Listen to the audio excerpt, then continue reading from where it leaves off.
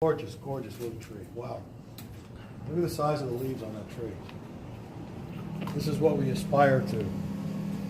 This is refinement. And what is refinement is all about is separating your pads, giving yourself a nice clean outline, reducing the leaf size, working on the deadwood, orientation in the pot. Nice flowering little tree here. That's another thing I want to talk about today too, because there are some gorgeous trees in here that are both in flower and fruit. And that's great because that's what trees do. So that's how we need to show them. However, in the aspect of bonsai, you have to pick one or the other: design, flower, or fruit. Great little show. Literati, Boonjeen, Buttonwood. Bob's done a really nice job reducing the leaves on this. This is the epitome of Literati, in my opinion. It's got movement, it's got very little taper until you get up into here. That doesn't count. Literati. Good deadwood. You can see the shari coming up. A couple of nice gems. I was looking from back there, Bob. I think this gem might be a little heavy. Okay. Maybe we can reduce that. Don't get rid of it. Just kind of, get a little whittle it down. Whittle it down. And as the tree grows, and you get a heavy branch in one of these pads, go ahead and gin that too. Gin the end of it. That tells the story. We want to be careful when we do literati. We have a tree that's fighting nature, winning a battle, losing a battle, winning a battle, losing a battle. So you don't want it all of a sudden to come down here and say, God, look how healthy that thing is. It doesn't go. It's still fighting, so it needs to fight down here too. You work that kind of stuff into the drama you work into your trees. It really helps with the story. Great moss job. I've walked past this tree in Home Depot 100 times. They sell them every couple times a year. Tried it a couple of times, couldn't get it to grow. I don't know who this belongs to, but the refinement is incredible. Take away the flowers and what do you got? Still got a pretty tree. And believe me, they don't grow very fast. I think they're from New Zealand, right? Yeah. New Zealand tea rose. Yeah. And I mean,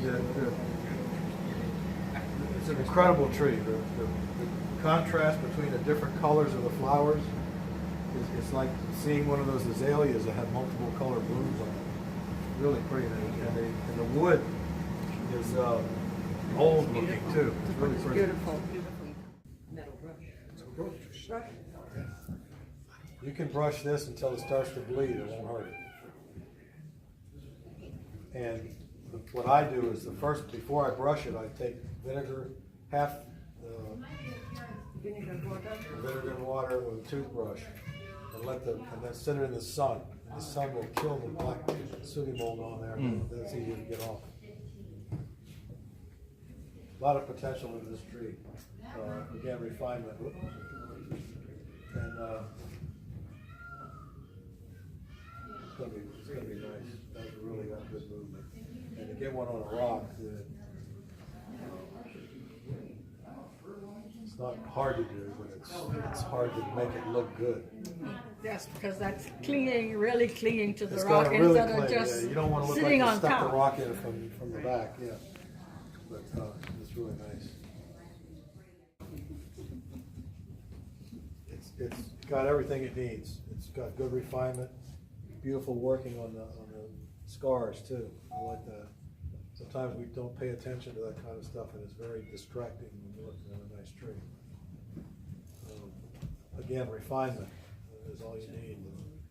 That could be a showstopper. I mean, it is right now. What can I say? It's just it's a tropical tree. We just stand back and look at, or we go to the beach and lay under. And when I was a kid, I used to get sick eating grapes. But beautiful, and what I love about the sea grape is the red veining in the leaves, and the way you can't see this leaf very easily.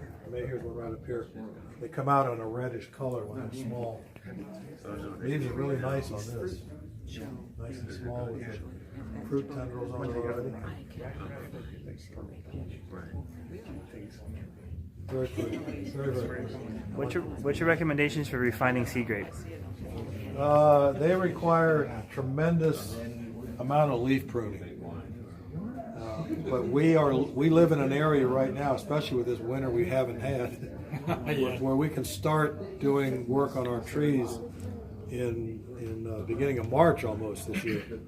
So because the nighttime temperatures are back up, when you leaf prune a tree, the amount of time it takes for the tree to re-leaf is critical. So if you do it in the wintertime when the nighttime temperatures are still very low, it takes a long time for the tree to re-leaf. That weakens it. But if the nighttime temperatures are warmer, you can do it more during the year. Okay, so instead of doing it 3 times, you can do it 4 times. When you leaf prune it, you have to count the leaves you take off, and then when they come back on, you have to count them to make sure they all. Yeah. When you say leaf prune, you cut the leaf all the way or cut it in half? No, You leave the petiole, it right? depends on the tree we're talking about. Leaf pruning is, in my opinion, is you either cut it at the petiole. Yeah. Don't pull it on this. Cut it at the petiole. Therefore, you can pull. Or in some trees, you can cut 2/3 of the leaf off, or you can make this round if you want. Yeah. This doesn't stop anything. Cutting 2/3 of the leaf off stops the food production. So then the tree wants to make more leaves. So why do So we? That's leaving that 1/3 help? it helps the outline of the tree. Okay. It's a Aesthetic. visual thing. But there's another aspect, because some of the really big leaves up here, they will shade the rest, and then the lower buds will not come out. Yeah, exactly. Yeah. The thing about large leaf trees like this, we do bonsai, we're trying to fill negative spaces. Okay? You don't want to see negative spaces. But sometimes a branch can fill a negative space, or a leaf can fill a negative space. So that's what we use big, large leaf trees for. That's why it looks good with this size leaf. It would look better with more smaller leaves, but it looks good with this amount too. It's spring though, I don't want to interfere too much. No. Ed, remember when John was here in '96? Yeah. Was that '96? We had that tree on the We turntable. had the sea grape, and he said you have to look at it as an abstract work of art. Right. And that you look at the leaf and the veins in the leaf, and that's your branch. That was Bob Horvath's tree. Yeah. It was in fruit and flower. Yeah. It looked so beautiful because he had it on a turntable, motorized turntable, so the thing spun around the whole convention. It's gorgeous. But it had fruit and experience on it. But sometimes you can actually take all the flowering fruit off, pump it with the flowering fruit and fertilizer, and then count the number of days it takes for the flowers to occur again, and record that a couple of times. You can bank on that happening, so you can do that for a show. Careful when you leaf prune a tree. Number one, it's got to be healthy. Number two, it's got to be the right time of year. Health is the most important. Again, because it takes a certain amount of time for the tree to re-leaf. While it's not re-leafing, it can't feed itself because the leaf is the food production. So if it's healthy when it starts, it'll make the leaves quicker. A better start than the other two because it's already into a shape and a style. And given time, this could be showstopper. Very nice. I think we have too much growth back here. I would try to eliminate that because my eye wants to go back here. This is the front. I would concentrate my tree right here. Not worry about that area.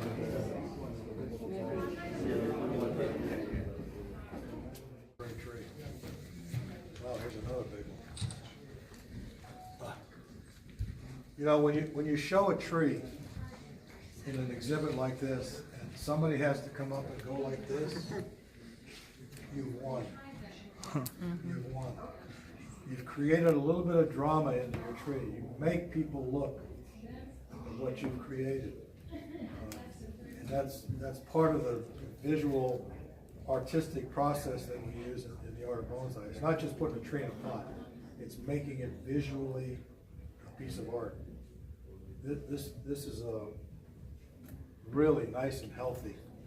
Really nice and healthy. I would like to see a little bit more definition between the pad, just so it doesn't look like a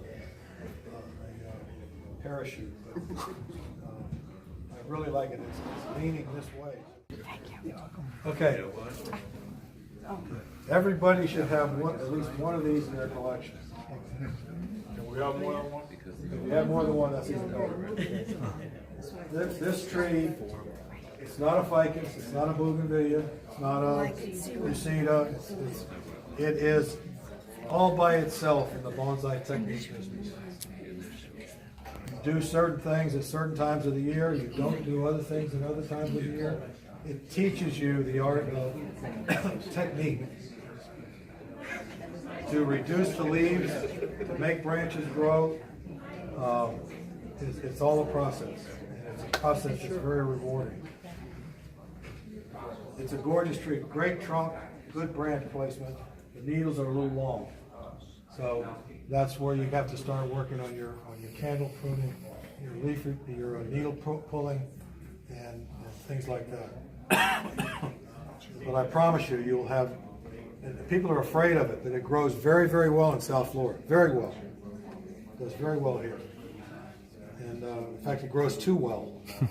Up north, they will get maybe one set of candles. We might get 3 in certain years. So, that again, that's the advantage we have of not having a winter.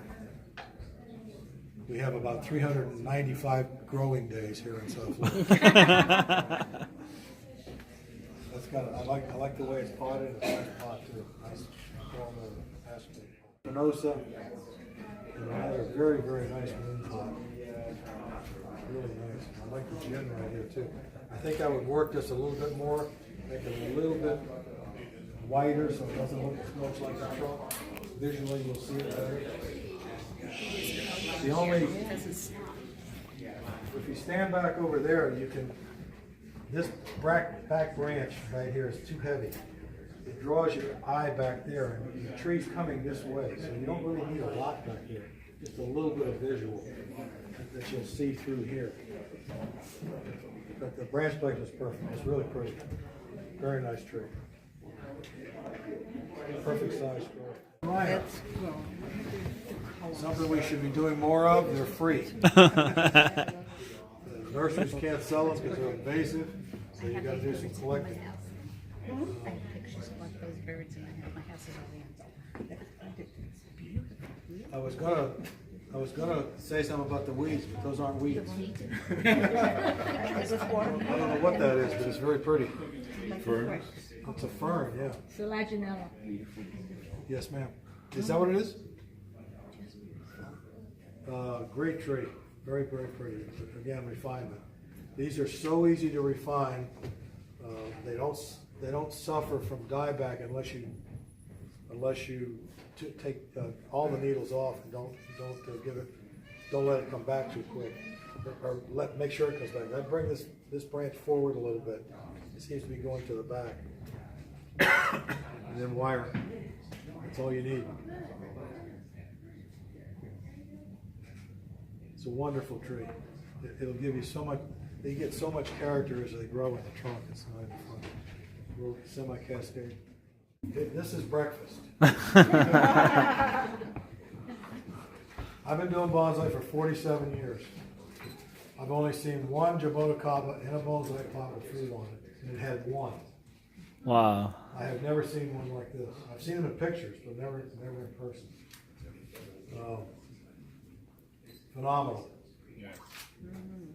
Very, very pretty. Very, very natural.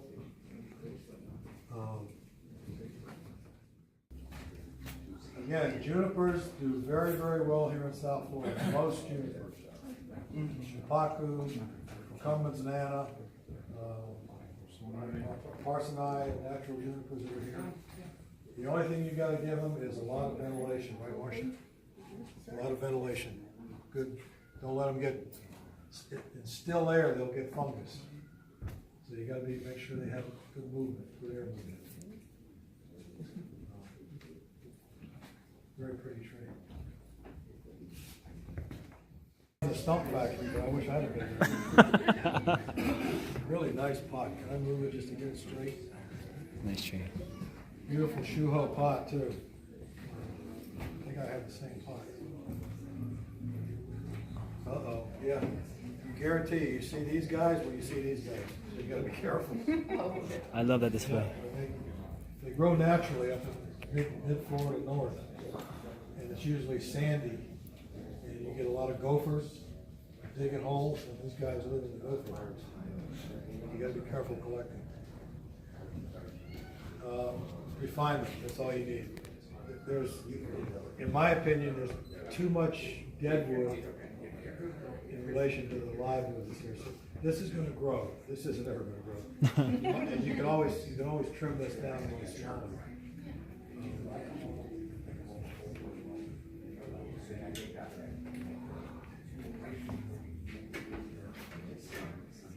It's got a lot of potential.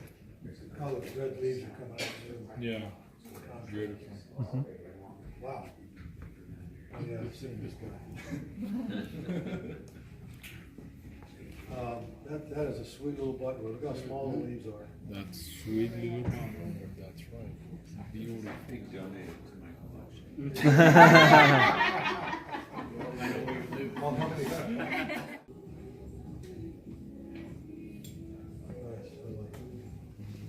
Or you can just pile it on and be happy. More is more. All right, America. I want you to stand here and look at this tree. Wow. This whole thing is awesome.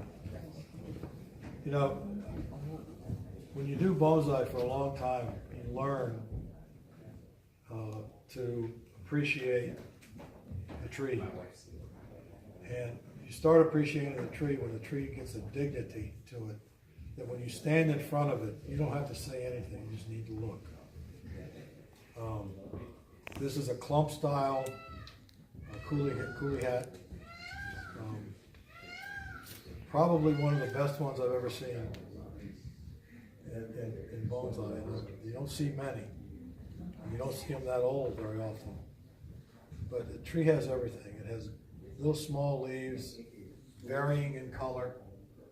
It has old branches that are moving, that look old. They've changed direction. They're tapering good. And then you got the flower that's in context with the context, with the size of the leaf. Normally the flower gets bigger and it gets, it doesn't look right. But this guy's really pretty. Yeah.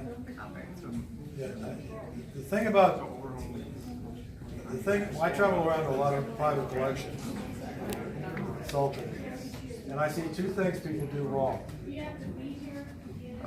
Not wrong, but incorrectly. They don't fertilize enough, and they don't water enough. People seem to think because we have trees in tiny, small pots, usually they're dark color, in the sun, so the pot is getting hot, it's evaporating the water that's in the soil. They can water once a day for a couple of minutes and they think the tree's good. The tree may live, but it's not thriving. We want to get our trees into the optimum condition. Kind of like training an Olympic athlete. Okay? They eat well, they take vitamins, they work out. If they miss something, if they get sick or have a cold, they have to go back to stage one. This is the Olympic athlete. We've got to fertilize it all the time. We have porous soil, we water a lot, whatever we're using for fertilizer gets washed out usually the first or second watering, and then it's gone. And the tree's waiting for fertilizer for a month if you only fertilize every month. I fertilize 52 weeks a year, every Saturday with alcohol.